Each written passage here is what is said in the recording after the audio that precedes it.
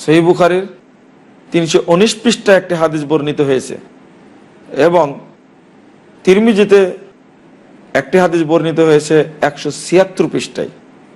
সম্মানিত উপস্থিতি, আমরা তিরমিজির এই হাদিসের বর্ণনাটা আগে আপনার সামনে পেশ করি।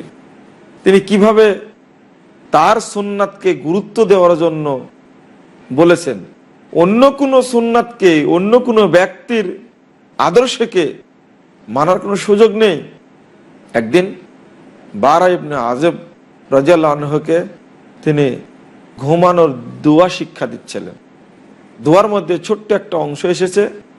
তিনি বললেন, আমানতু বিনাবিয়িকা আল্লাযী আরসালতা, অর্থাৎ তুমি বলো, আমি আপনার নবীর প্রতি ঈমান আনলাম যাকে আপনি পৃথিবীতে পাঠিয়েছেন।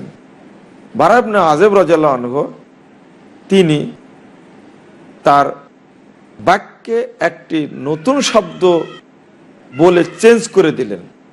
রাসূলুল্লাহ সাল্লাল্লাহু আলাইহি সাল্লামকে সম্মান দিতে গিয়ে তিনি এই কথাটা বললেন। তিনি বললেন, আমানতু বি রাসূলিকা আল্লাযী আরসালতা, আমি আপনার রাসূলের প্রতি ঈমান আনলাম যাকে আপনি নাজিল করেছেন। সম্মানিত উপস্থিতি, ছোট্ট একটি কথা এখানে একটু চেঞ্জ করেছেন। বললেন, আমানতু বি নাবিয়িকা, নবী মুহাম্মদ সাল্লাল্লাহু আলাইহি সাল্লাম শিক্ষা দিচ্ছিলেন যে বলো যে আমি ঈমান আনলাম তোমার নবীর প্রতি যাকে তুমি প্রেরণ করেছো। কিন্তু বারা ইবনে আযিব উল্টা এখানে নবীর স্থানে রাসূলুল্লাহ সাল্লাল্লাহু আলাইহি সাল্লামকে যোগ করলেন, রাসূল শব্দটি যোগ করলেন।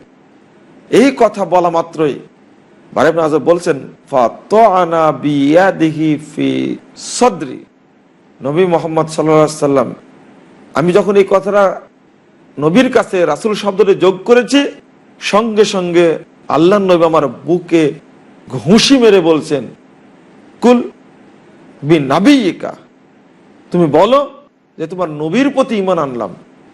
এখানে রাসূল সাল্লাল্লাহু আলাইহি সাল্লাম নবীর স্থানে রাসূল শব্দটি মেনে নেননি। কেন? কারণটা কি? এটা চেঞ্জ করার কি অধিকার নবীর মুহাম্মদ সাল্লাল্লাহু আলাইহি সাল্লাম আছে? না, নেই। কারণ এটা আল্লাহ কর্তৃক প্রদত্ত। আল্লাহই সবচেয়ে ভালো জানেন এখানে কোনটা যোগ করলে, কোন শব্দ সেট করলে মানুষের জন্য কল্যাণ হবে। কারণ আগেই শুনেছেন আপনারা যে শরীয়ত প্রত্যেকটি আল্লাহ প্রদত্ত। এখানে রাসূলুল্লাহ সাল্লাল্লাহু আলাইহি সাল্লামের করণীয় কিছু নেই।